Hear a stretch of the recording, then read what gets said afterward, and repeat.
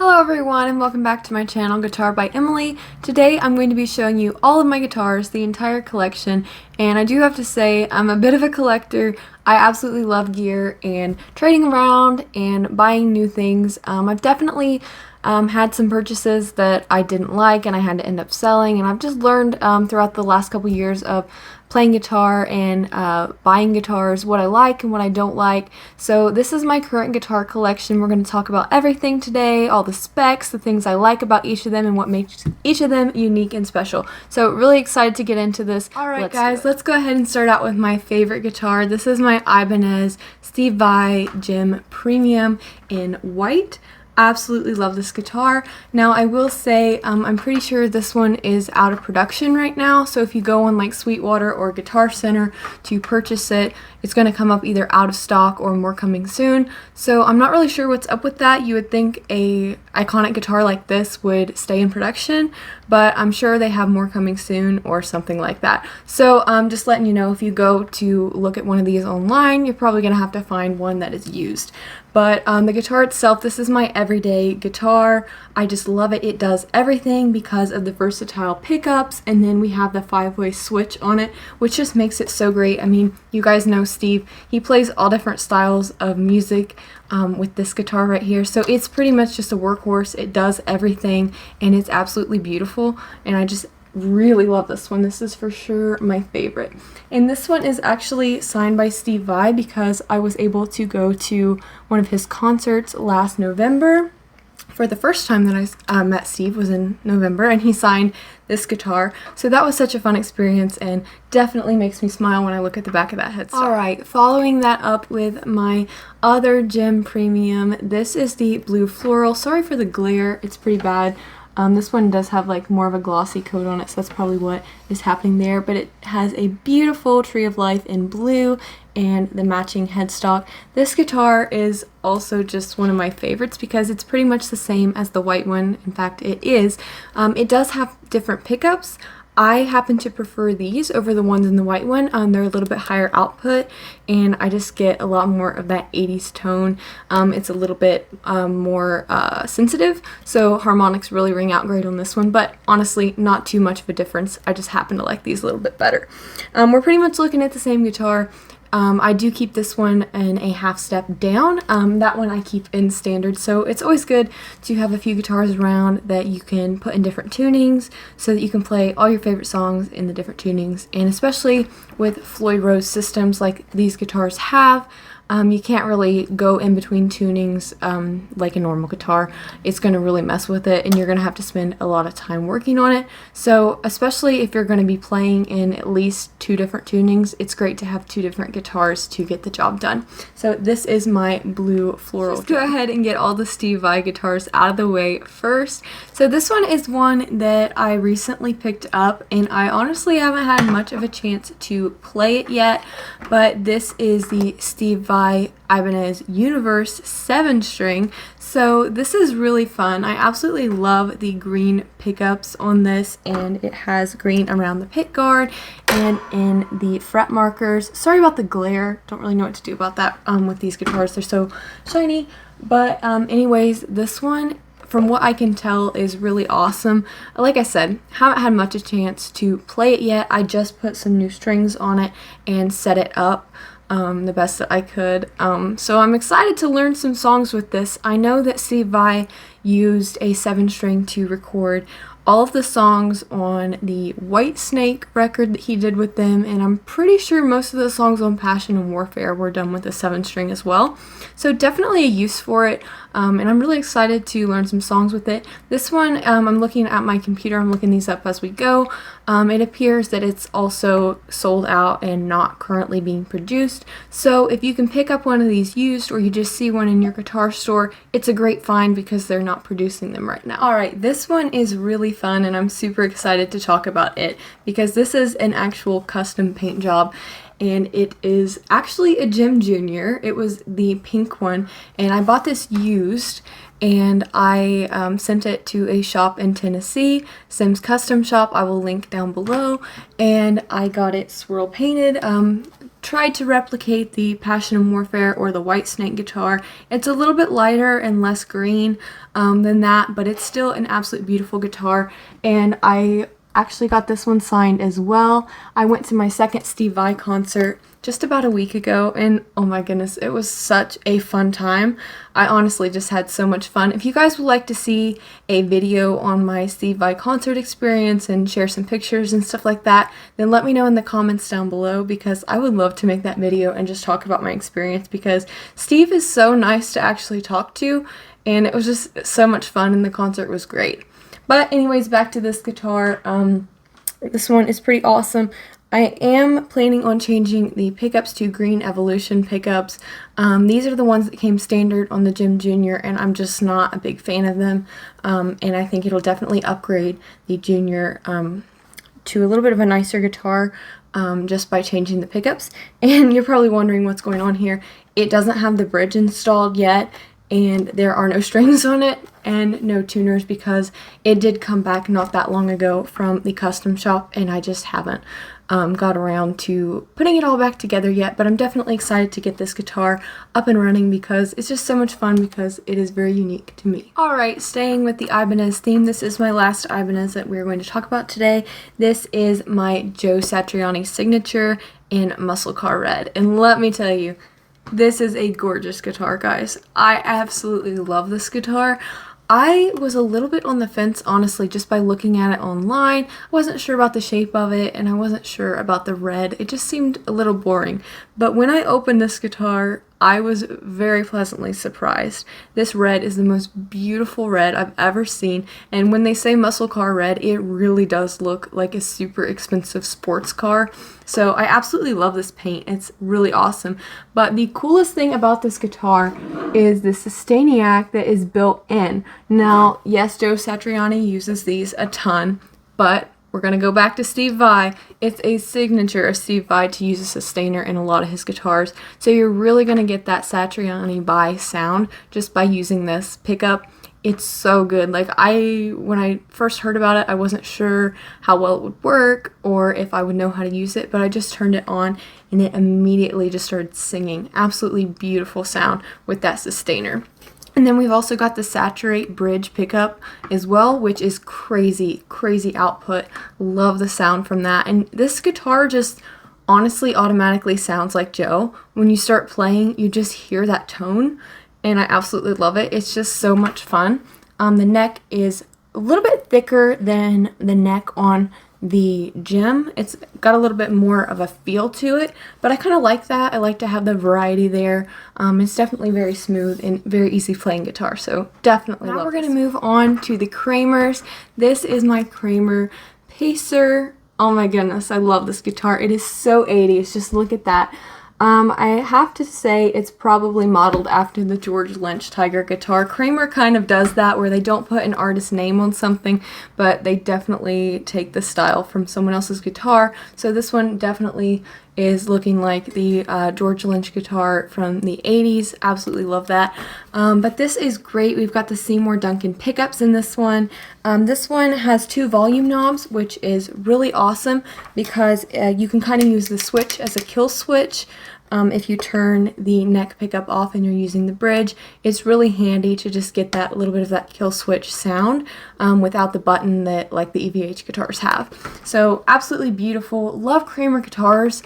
For the money, I think they are the best guitars because they are a bit cheaper than the Ibanez's that I've just showed you, but the quality is great. I've even played the cheaper Kramers and they still sound amazing. So this is a brand that I really recommend to anyone who's looking for their first guitar. Something else that I haven't really been mentioning, but all the guitars that I've mentioned so far have Floyd Rose bridges on them. They're just my favorite. When I first started playing guitar, I was kind of told by some employees at my local guitar center to stay away from a Floyd Rose bridge because they're more pain than they're worth. But then one day I just realized that to do the cool Eddie Van Halen stuff, you need a Floyd Rose. So I got a guitar with one. This is probably the first actual Floyd that I got. I'd messed around with them before, but this is probably the first one that I actually bought. And let me tell you, that is when I really started getting better at guitar and enjoying it, because I just love a guitar with a Floyd Rose. It stays in tune better. If you learn how to work on them correctly, then they're really not that big of a deal to take care of. You just got to know what you're doing and be a little bit more careful with them. So to anyone who has been told that Floyd Roses are bad and to stay away from them, I'm gonna go against that and say that they're awesome. And if you want to get one and learn how to work on it, then I think that's a great way to go. And I definitely will always play Floyd Rose guitars for the most part. So that's my take on it, and this is my Kramer piece. This might be the coolest guitar that I have. This is the Kramer Beretta hot rod guitar, and this one, if you are a fan of the 80s and you've seen some old music videos, you will know that CC DeVille has a guitar that looks pretty much just like this. And if you don't know, CC DeVille is Poison's guitar player, so definitely modeled after that. Absolutely love it. I love the simple style of a Beretta. Like, there's one volume knob and then it does split, it does coil split. So that's just as simple as it can get. It's very easy to just plug in and play. I will say it's not the most versatile guitar because of that. You're going to pretty much just get the 80s hard rock tones with that setup. So something to consider if you're really not completely into that. You might not want to get a Beretta. But just like the other Kramer, this is an amazing playing instrument. Absolutely love the headstock on these. Super cool. So another just great guitar.